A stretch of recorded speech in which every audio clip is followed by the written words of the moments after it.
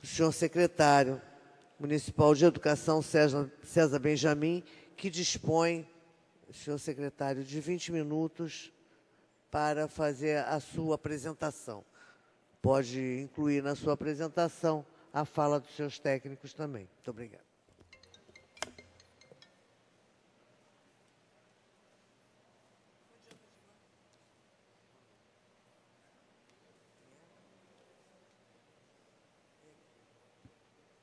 Bom dia a todos e todas, obrigado pela presença, obrigado pelo convite.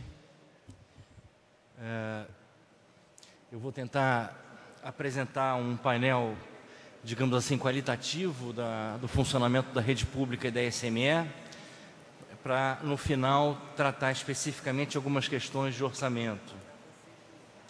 Quando nós vamos discutir esse assunto, o primeiro ponto é constatar o tamanho da nossa rede, que está diretamente associado ao tamanho dos nossos desafios, né? Nós somos a maior rede pública, a maior rede de educação da América Latina.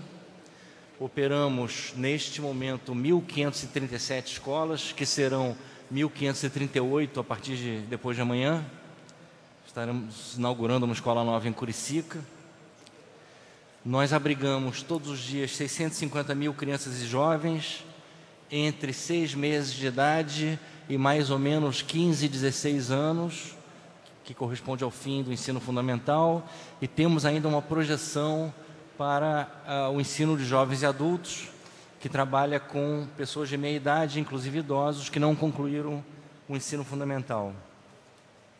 A nossa rede serve diariamente mais de 1 milhão de refeições em 1.500 pontos diferentes, o que dá uma ideia da logística e da complexidade da gestão. Em muitos milhares de casos, com certeza nós podemos falar em centenas de milhares de casos, as nossas escolas oferecem a única refeição completa que as crianças recebem.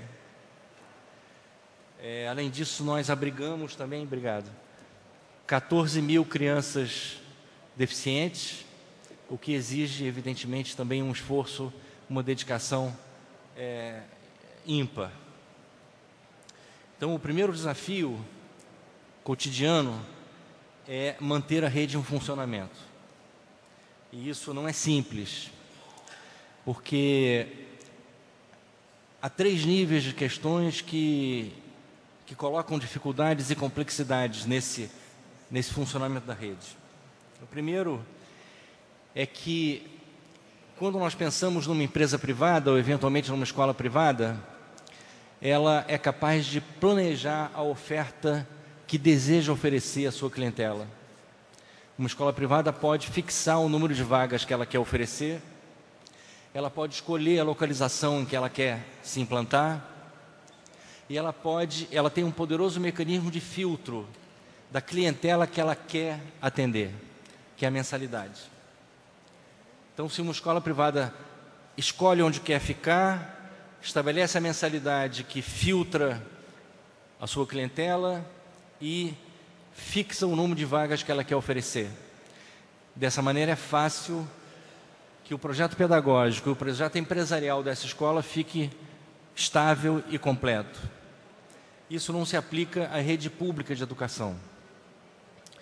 No nosso caso, não é a nossa capacidade de oferta que determina a demanda que nós vamos atender, ao contrário. É a demanda que a sociedade faz que fixa para nós a oferta que nós temos que oferecer, né? E a demanda de um serviço essencial e gratuito num país como o Brasil, nesse momento histórico, é virtualmente infinita.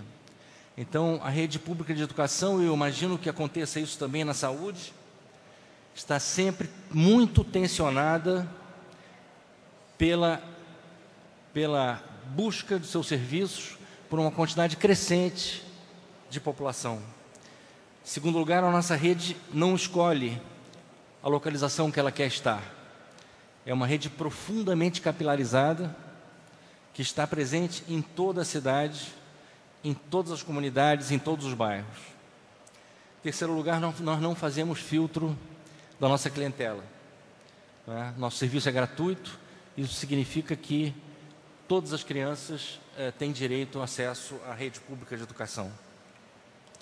Isso quer dizer que, estruturalmente, nós estamos sempre em falta, nós estamos sempre correndo atrás, né? A nossa rede nunca pode ficar pronta como uma rede privada, porque ela está sempre tendo que responder a uma demanda que claramente excede a sua capacidade de oferta.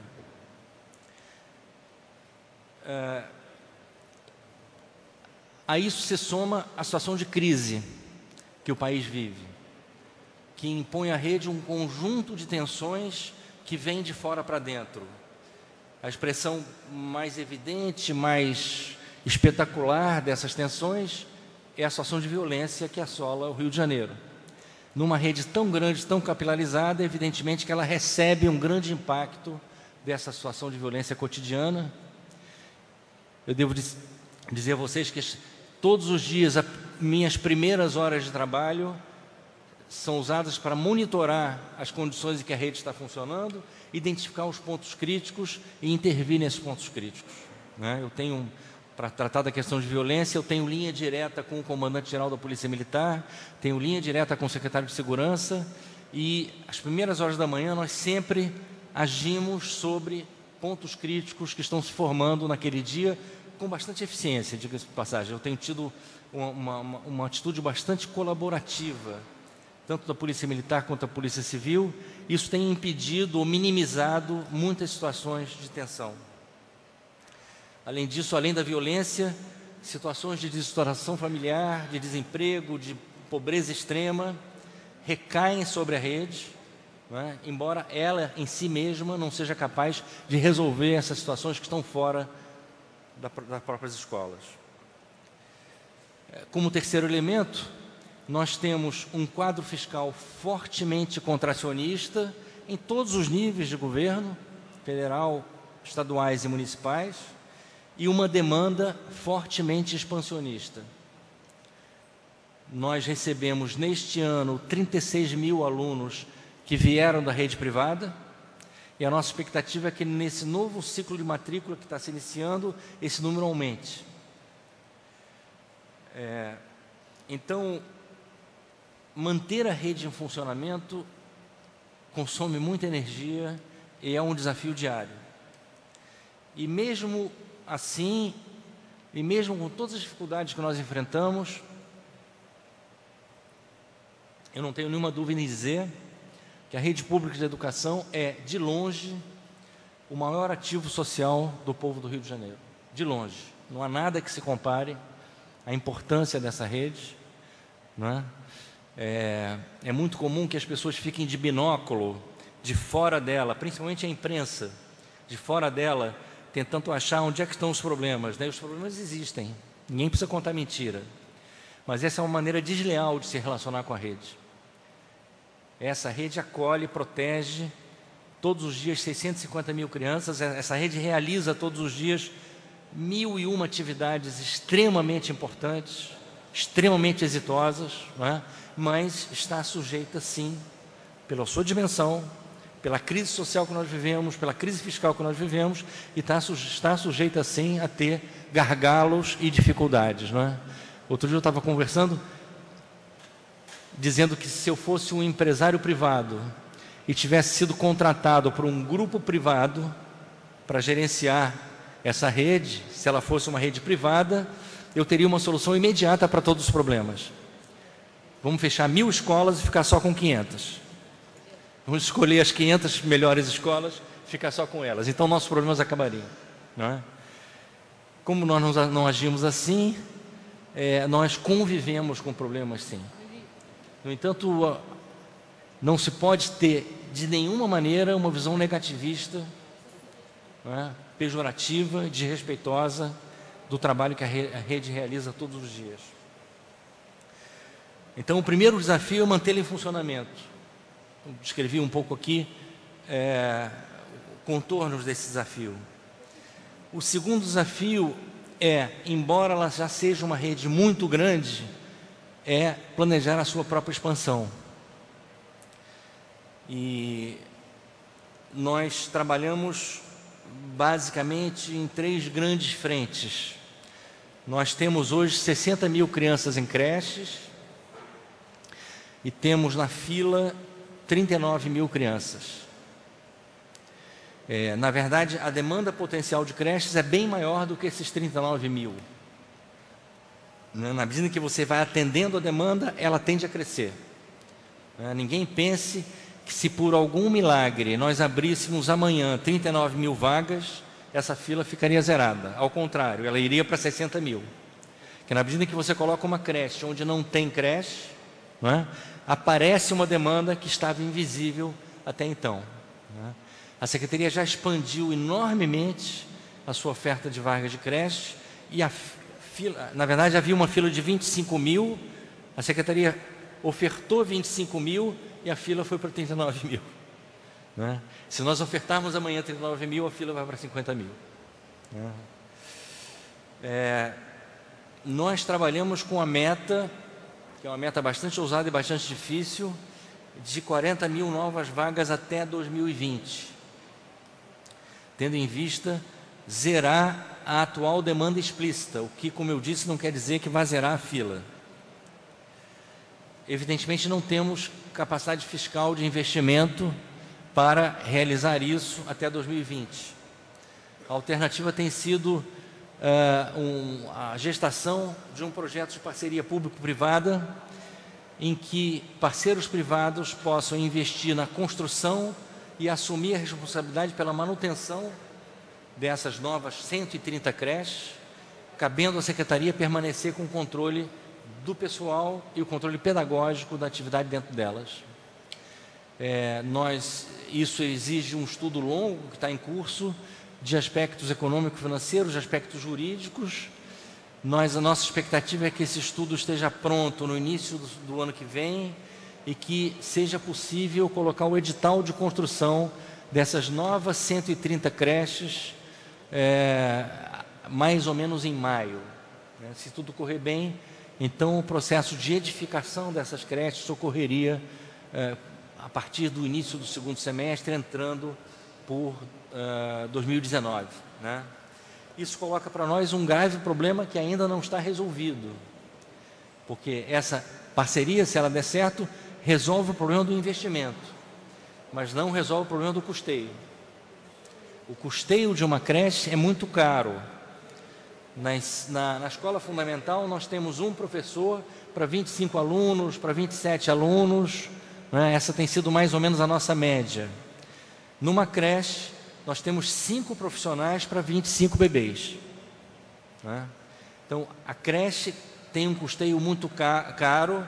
Nós estamos equacionando o problema do investimento para zerar a fila atual e não temos ainda uma equação clara para a questão do custeio que vai se colocar mais ou menos daqui a 1 ano e meio a 2 anos para frente.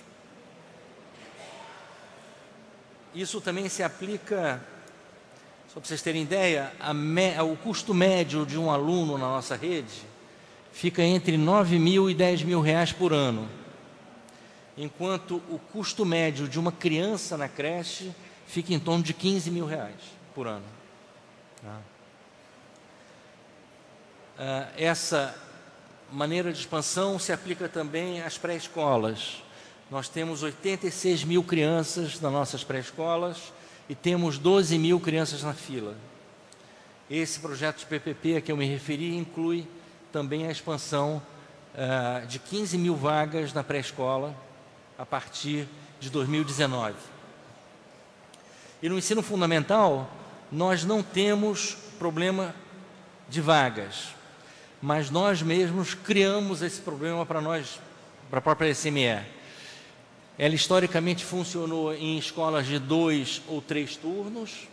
Na medida em que nós vamos implantando o turno único, nós vamos criando um problema de vagas no ensino fundamental. Se você transforma uma escola de 2 turnos em uma escola de turno único, você tem que criar vagas para aquela demanda que permaneceu estável.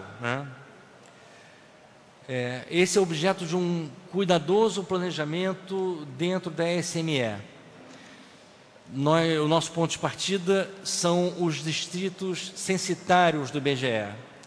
O IBGE, como todos sabem, é a instituição brasileira especializada em contar população, em olhar população. E para isso ele divide os municípios nos chamados distritos censitários, que têm tamanhos diferentes, têm formatos diferentes, mas têm uma característica importante comum. Eles abrigam populações homogêneas, ou seja, um distrito censitário do IBGE abriga uma população muito parecida com a de outro distrito censitário, em termos de quantidade e em termos de perfil etário, né? Então, o nosso ponto de partida do planejamento de expansão da rede são os distritos censitários do IBGE, que nós jogamos sobre o mapa do município do Rio de Janeiro. Mas nós temos que levar em conta certos fatores que não importam para o IBGE. Se nós estamos estudando a ampliação da oferta de vagas em escolas, nós não podemos, por exemplo, localizar uma escola de um lado da Avenida Brasil para atender uma comunidade que fica do outro lado da Avenida Brasil. Isso para o IBGE não tem problema, para nós tem. Então, sobre o mapa do Rio de Janeiro, onde nós projetamos um mapa dos distritos censitários, nós projetamos um terceiro mapa, do que nós chamamos de barreiras físicas, que não podem separar uma escola e a sua clientela. Grandes avenidas, linhas férreas, maciços montanhosos, enfim, né, tudo que nós consideramos que não deva estar entre uma comunidade e a sua escola. Então, esse terceiro mapa é jogado em cima, e a partir daí nós adaptamos os distritos censitários do IBGE e formamos aquilo que nós chamamos de microáreas de planejamento educacional. Essas microáreas guardam a memória dos distritos censitários e, portanto, mantêm até certo ponto aquela característica fundamental de terem populações semelhantes entre si, né? De modo que nós passamos a olhar para cada microárea e nós sabemos qual é o conjunto de escolas que tem que atender cada microárea, né? Então, nosso planejamento trabalha com 232 microáreas no município do Rio de Janeiro, né? E nós nos debruçamos sobre cada uma para especificar o conjunto de escolas que atende a população daquela área. Esse é um planejamento que está em curso, né? E atenderá esse projeto de transformação da rede em turno único. Então, de maneira muito geral, muito grosseira, eu me referi a um primeiro grupo de problemas, que é manter a rede funcionando, a um segundo grupo de problemas, que é planejar a expansão da oferta, e agora eu entro num terceiro grupo de problemas, que são as melhoras pedagógicas, não é? A melhora do serviço que nós oferecemos à população. E aqui eu vou fazer apenas 2 destaques, evidentemente o escopo é muito mais amplo. O primeiro destaque é que nós ainda temos dentro da rede uma presença significativa, embora difícil de ser quantificada, do analfabetismo funcional. Alunos do 6º ano, do 7º ano, que ainda têm dificuldades de exercer a leitura plena, a escrita plena, o manejo pleno dos números, que são aquelas habilidades fundamentais sem as quais a pessoa não pode progredir, não é? É difícil mensurar isso, porque o critério da fronteira do analfabetismo funcional é fluida, mas a percepção da rede é que esse é um problema grave, né? Evidentemente, a rede tem um conjunto de programas de recuperação desses alunos atrasados, né, nessas habilidades, mas o essencial é fechar a torneira. Não adianta ficar recuperando eternamente alunos do 8º ano, do 7º ano, se a rede continua formando analfabetos funcionais na sua base, né? Então, o nosso esforço, nesse momento, se dirige para montar um projeto que certamente é o projeto pedagógico mais importante que nós estamos introduzindo, que é um conjunto de iniciativas de grande porte que nos deem, a partir de 2018 e para os anos à frente, uma relativa garantia de que poderemos ter 100% dos nossos alunos alfabetizados, capazes de escrever, de ler e de manejar os números no final do segundo ano do ensino fundamental, certo? Se nós conseguirmos isso, eu acho que vamos conseguir, isso a médio prazo tem um impacto decisivo no funcionamento de toda a rede, além de, evidentemente, um benefício extraordinário para as crianças. Uma criança que passa do segundo ano, né, entra no terceiro ou no quarto ano, com essas dificuldades básicas, é uma criança que é uma fortíssima candidata, né, a se atrasar, a se desestimular, eventualmente a sair, né. Do ponto de vista da rede, nós temos hoje, nos anos finais, uma percentagem de em torno de 1/3 dos alunos com mais de 2 anos de defasagem em relação na série, idade série, tá certo?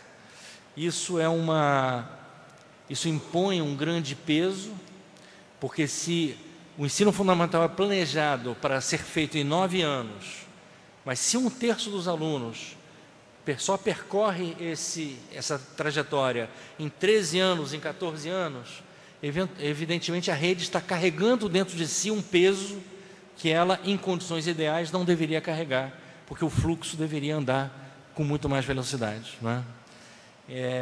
Nós estamos, neste momento, montando um time de professores alfabetizadores, estamos selecionando um time que terá 2.500 professores alfabetizadores, especialistas no primeiro e no segundo ano, né, que tenham a missão, né, e condições de trabalho suficientes para realizar esse objetivo.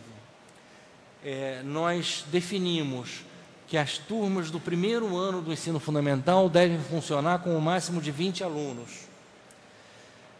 E cada professor do primeiro ano deve ter um estagiário dentro da sala de aula, ajudando no trabalho de alfabetização, para que nossas crianças tenham, na medida do possível, uma atenção individualizada nesse momento crítico do seu aprendizado, não é?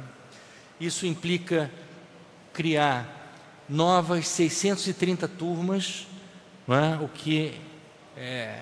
O que implica salas, professores e estagiários, não é? Então, nós não conseguiremos implantar esse projeto no início de 2018. Nós vamos implantar um programa piloto, até para estudar, acompanhar, aferir, né? E vamos nos preparar para implantar plenamente esse projeto a partir de 2019. Então, em 2018, nós estamos definindo o número de turmas que funcionará dessa maneira, que seja suficientemente significativo para nos dar uma amostra e nos permitir criticar essa experiência, aperfeiçoá-la, para generalizá-la a partir de 2019.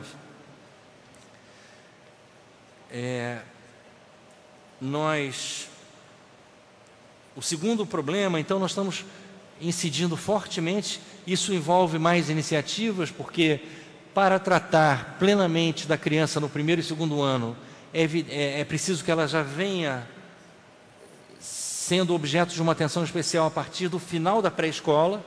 Então, o último ano da pré-escola também está incluído nesse projeto. E, para isso, nós também temos que ter um apoio ativo de outros profissionais, além do professor de sala de aula, né? Muitas crianças mostram dificuldades especiais de aprendizado, que não podem ser resolvidas individualmente pelo professor, né? Então, toda a equipe de psicólogos e de assistentes sociais da Secretaria, nós temos mais ou menos em torno de 200 profissionais, está sendo dirigida para apoiar esse esforço no primeiro e segundo ano, no último ano da pré-escola, primeiro e segundo do fundamental, onde as crianças estão vivenciando a experiência da alfabetização, né? Nossos professores alfabetizadores serão treinados para identificar alunos que devam ser objeto específico de uma atenção do psicólogo, de uma atenção da assistente social, para entender quais são as causas da sua dificuldade de aprendizado. O segundo problema grave em termos pedagógicos, eu já me referi rapidamente, é a defasagem idade-série, que está associada a questões de aprovação e repetência, né? Na verdade, nós não temos hoje uma boa padronização da rede de critérios de aprovação e repetência. Eles oscilam muito pela subjetividade de cada professor. E nós estamos trabalhando para criar sempre haverá um elemento subjetivo, evidentemente, mas estamos trabalhando para criar uma padronização desses processos. E essa padronização se inicia na reforma curricular que estamos começando a discutir e vamos implantar a partir de 2018. Quer dizer, nós queremos ter um currículo muito mais claro que nos indique passo a passo qual é a expectativa de habilidades e competências que o aluno deve ter em cada momento da sua trajetória escolar, para que a gente possa ir aferindo ao longo do tempo, em tempo real, o desempenho de cada aluno nosso, não é? Hoje, nós desenvolvemos muito a parte de informática da SME, e hoje nós temos condições, e já estamos usando essa ferramenta, de ter informações individualizadas de cada aluno nosso, tá? A cada bimestre. Outro dia eu estava conversando com uma pessoa que resolveu me ensinar a ser secretário de educação. E ela me disse: César, vocês têm que acompanhar escola por escola. Eu respondi: fulano, nós estamos acompanhando aluno por aluno, não é escola por escola, não é? Então, hoje nós temos condições de, a cada bimestre, identificar o subconjunto de alunos que sinaliza a possibilidade de atraso. E nós estamos implantando um sistema inovador que inclui professores itinerantes que vão às salas de aula conversar com os professores regentes sobre esses alunos que estão começando a se atrasar. O conceito que está por trás disso é estender ao conjunto da rede pública, na medida do possível, uma atenção individualizada que os filhos de classe média já têm. Qualquer um dos nossos filhos que comece a se atrasar na escola recebe uma atenção individualizada da sua família, não é? Recebe professores particulares, recebe... Não é? Nenhum de nós deixa um filho ficar atrasado e acumular atraso, né? É claro que nós não poderemos implantar na rede pública uma atenção individualizada desse tipo, que a família de classe média propicia para o seu filho dentro do seu lar. Mas nós temos uma equipe hoje de entre 300 e 400 professores itinerantes que recebe as informações do núcleo de informações estratégicas, de quais são, onde estão, né, esse subconjunto de alunos, para que possam debater com os professores regentes as estratégias, né? E com isso nós queremos evitar que a questão de aprovação e reprovação, que é decisiva para o atraso, idade série, ela seja tratada apenas no final do ano. Ou seja, chega no final do ano, aprova ou reprova? Não. Desde o primeiro bimestre, nós temos que estar acompanhando o desempenho de cada aluno para, na medida do possível, impedir que essa questão se coloque lá no final do ano, tá? Neste ano, nós definimos como clientela preferencial do projeto piloto os alunos do terceiro ano do ensino fundamental. Isso tem um motivo. O primeiro e o segundo ano não reprovam, né? Então, o que nós temos na rede é um muro de reprovações no terceiro ano. Mais ou menos 20, 22% dos alunos são reprovados no terceiro ano, o que inicia o processo de defasagem de idade série, que vai chegar em 33% no nono ano, tá? Mas então o grande muro está no terceiro ano. Por quê? Isso mostra que, tal como a rede funciona hoje, né, os problemas do primeiro e do segundo ano são empurrados para frente, porque são anos que não reprovam, né, e aparecem no terceiro ano. Daí a nossa ideia de ter um time de professores alfabetizadores com a missão de garantir a alfabetização até o final do segundo ano, e daí a nossa decisão neste ano de incidir um esforço pedagógico específico para os alunos atrasados do terceiro ano. Nós identificamos 13.620 crianças que estavam se atrasando no terceiro ano, e já com esse esforço conseguimos rebaixar na última avaliação para 6.000 e poucas crianças, e chegaremos com certeza no final do ano com um número bastante abaixo desse. Então nós estamos atacando o muro de reprovação do terceiro ano, né, sem que seja de maneira artificial, né? Ou seja, não estamos impondo aprovação aos professores, a SME não intervém nos conselhos de classe, Os conselhos de classe são o espaço da escola, onde se definem os conceitos de cada aluno, né? Mas estamos ajudando os professores ao longo da jornada para que essas crianças possam se recuperar. É uma experiência bastante exitosa que, a partir do ano que vem, a gente começa a generalizar para o conjunto da rede. Então, eu falei aqui de 2 problemas de qualidade, né? Temos um quarto problema, que é a capacidade de introduzir mutações na rede. Eu falei de manter a rede funcionando, né? Falei de expansão da rede, falei de qualidade da rede, e agora eu falo de mutações na rede, porque a rotina da SME é muito sacrificante. Se todos nós estivermos imersos na rotina, ninguém é capaz de pensar nada novo, tá? Então, eu montei um grupo de planejamento estratégico que está debruçado exclusivamente sobre projetos que não existem. Eu descolei esses profissionais da rotina para que eles possam pensar o que não existe e não sejam engolidos por essa... Então, nós estamos implantando um conjunto de... ou estudando, alguns não estão sendo implantados ainda, um conjunto de projetos que são projetos de mutação. Eu vou falar rapidamente. Nós já estamos realizando na rede aquele que se propõe a ser e será o maior projeto de educação musical do Brasil contemporâneo. Nós já temos, nesse momento, 11 mil crianças incorporadas a esse projeto, e hoje eu tenho segurança de dizer, eu não tinha essa segurança há 4, 5 meses atrás, mas hoje eu tenho segurança de dizer que nós chegaremos em 2020 com 80 mil crianças instrumentistas dentro da rede pública do Rio de Janeiro, né?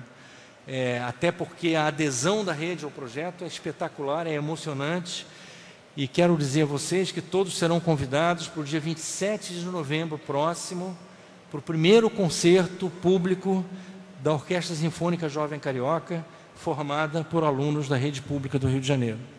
Desses 11 mil crianças, nós selecionamos 600 que demonstraram a maior aptidão, não é? Estamos investindo nelas.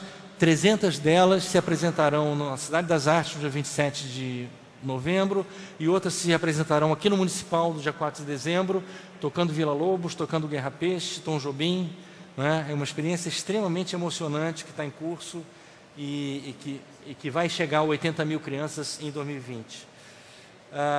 A segunda experiência inovadora é a expansão dos ginásios bilíngues. Nós já temos 10 ginásios bilíngues inglês e português na rede, temos um espanhol português. E estamos estudando a implantação de mais 2 ginásios bilíngues de espanhol, 3 de francês português e 3 alemão português.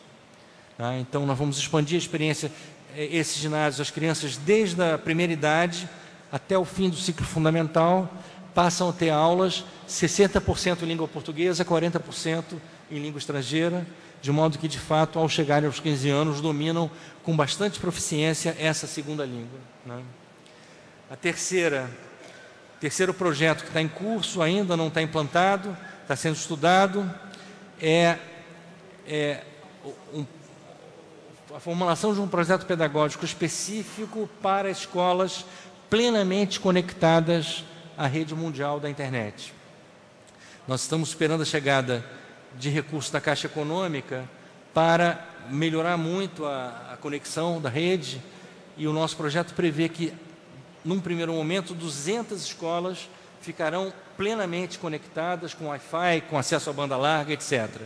Não adianta fazer isso se você não tiver um projeto pedagógico associado a isso, senão toda essa parafernália técnica é usada para jogar jogo da velha, para jogar paciência, para fazer besteira, né?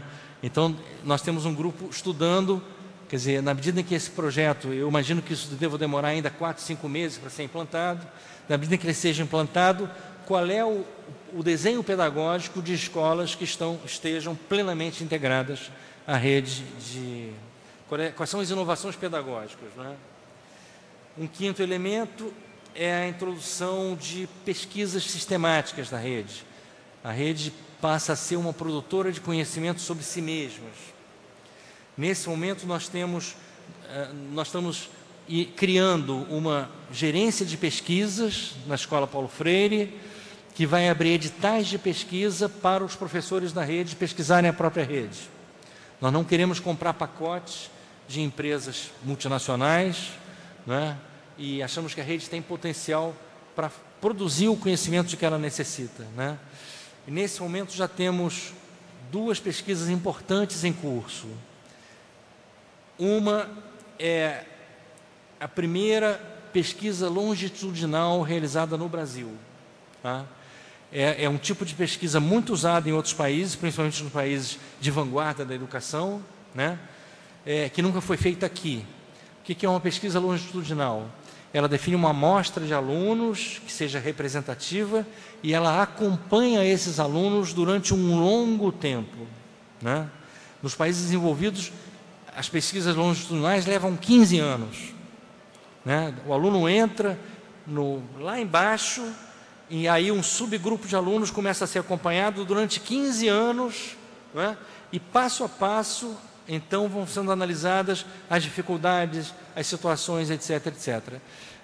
Nós estamos iniciando aqui pioneiramente isso no Brasil. Definimos no início do ano uma amostra de 3.000 alunos da rede pública, né? E iniciamos uma pesquisa para durar 4 anos. Então, ela começa no último ano do ensino da pré-escola e entra pelos primeiros anos do ensino fundamental, né? Os primeiros resultados começam a sair agora, na verdade, em conversa ainda informal. Por exemplo, uma das coisas que nós estamos constatando, que é muito preocupante, é de que, aparentemente, a infrequência na rede é maior do que aquela que é registrada pela própria rede. Aparentemente, nós temos um problema de infrequência dos alunos, né? Isso é uma questão que está surgindo agora e que nós vamos ter que nos debruçar para verificar como tratar. Então, está em curso a primeira pesquisa longitudinal no Brasil, né, com 3.000 alunos na rede pública, e nós vamos tentar entender passo a passo como é que que dificuldades eles enfrentam entre o final do ensino da pré-escola e o início do ensino fundamental. E a segunda pesquisa, cujo resultado deve sair agora no início do próximo ano, é uma pesquisa mais, digamos, tecnocrática, de racionalização dos gastos da própria SME. Nós estamos estudando cada centavo, como é que a SME gasta, e teremos um relatório completo na virada do ano, talvez em janeiro, tá? A nossa expectativa é que isso talvez possa nos permitir uma racionalização e talvez uma economia de até 15%, né, nos nossos gastos. Evidentemente, nós não vamos devolver o tesouro desses 15%. O que nós vamos fazer, se isso se confirmar, é realocar esses recursos dentro da própria secretaria, otimizando o uso dos recursos da educação, né? Então, eu acredito que no início do ano que vem a gente já está debruçado sobre esse desafio, né? Uma última frente, antes de entrar no orçamento, rapidamente, que nós estamos enfrentando, é a questão extremamente complexa de reivindicações funcionais, questões de recursos humanos, né, dentro da rede. A rede perde muita energia, né, em conflitos internos, em reivindicações, em insatisfações, né, que vêm sendo acumuladas ao longo dos anos. O nosso plantel de professores e funcionários, ele veio sendo formado ao longo de décadas por sucessivos concursos públicos, cada um com seu edital, cada um com seus direitos, suas expectativas de direitos, né? E quando nós falamos que temos mais de 40.000 professores, não estamos falando de um grupo homogêneo, né? Quando é como uma floresta, você olha de longe e parece que ela é homogênea, você chega perto, você vê que cada árvore é diferente da outra, né? Quando você chega perto desse grupo de 40.000 professores, 16.000 funcionários, você vê que ele se subdivide em inúmeros grupos, né?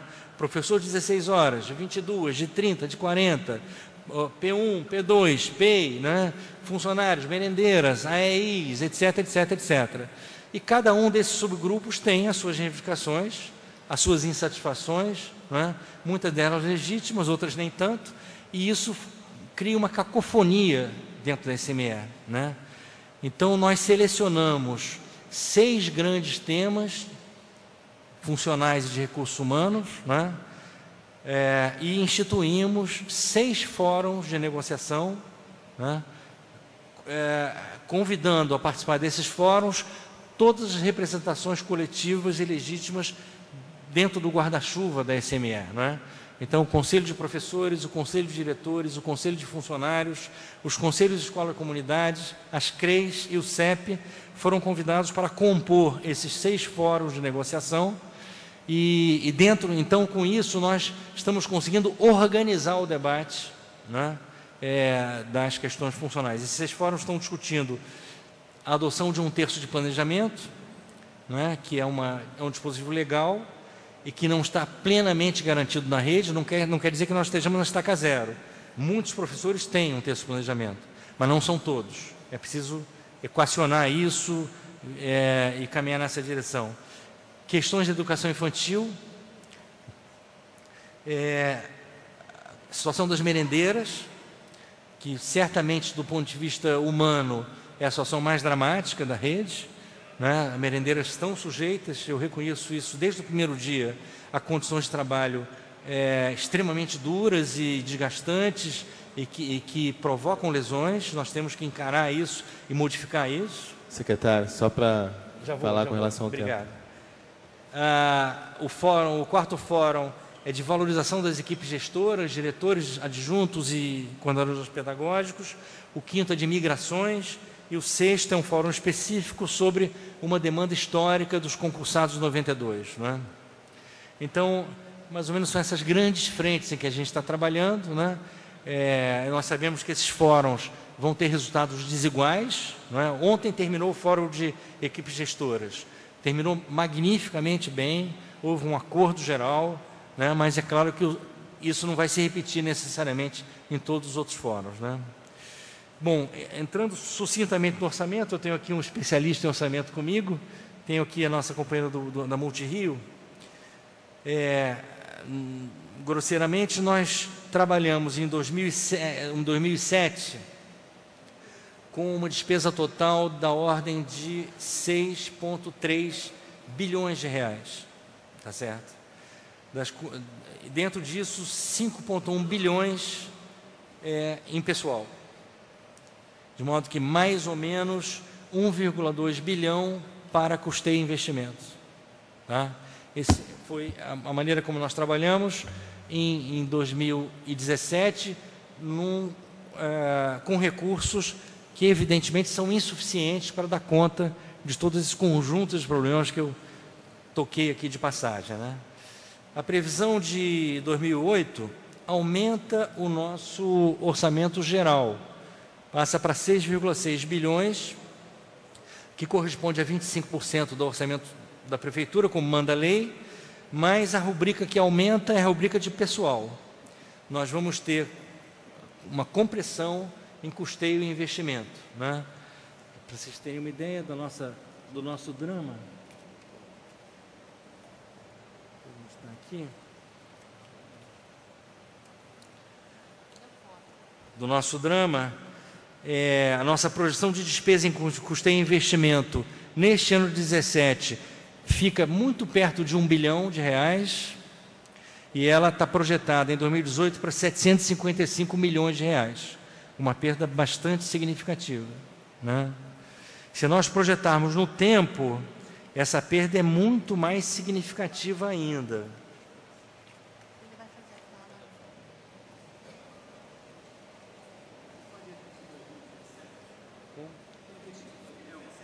2017, nosso orçamento total, custeio, 1,2. 1,2 o projetado, isso é a projeção. O que nós tivemos efetivamente em 2017 é quase 999, alguma coisa, e o que está projetado para o ano que vem é 758. Tá certo? Em pessoal sobe para 5,5 bilhões. Tá? Que também é insuficiente. Quer dizer, se nós, por exemplo, fôssemos tentar equacionar o conjunto de demandas legítimas do funcionalismo, isso aqui é insuficiente, claramente insuficiente. Tá? Essa perda fica mais dramática se nós acompanharmos a série histórica. Tá? Em 2013, o poder de gasto em custeio investimento da SME era de 1 bilhão e 500 milhões de reais, estou dando números aproximados, né? 2013. E esse montante vem diminuindo, mesmo em valores nominais, sem fazer a correção de inflação, e a rede vem se expandindo. De 2013 para cá, nós temos cerca de 200 escolas a mais, né? E nós chegamos na projeção de 2018 com um pouco mais de 1 bilhão. Tá? Então, de fato, nós temos um grave problema de crise fiscal na prefeitura, embora esse projeto de orçamento esteja garantindo 25% legal, ele é claramente insuficiente para dar conta da rede até o final do ano, né? A nossa expectativa é que ao longo do ano a gente possa vir fazendo correções, né, na medida em que a situação fiscal possa ser melhorada. Mas estamos, de fato, diante de um problema, né, a ser enfrentado. Ok?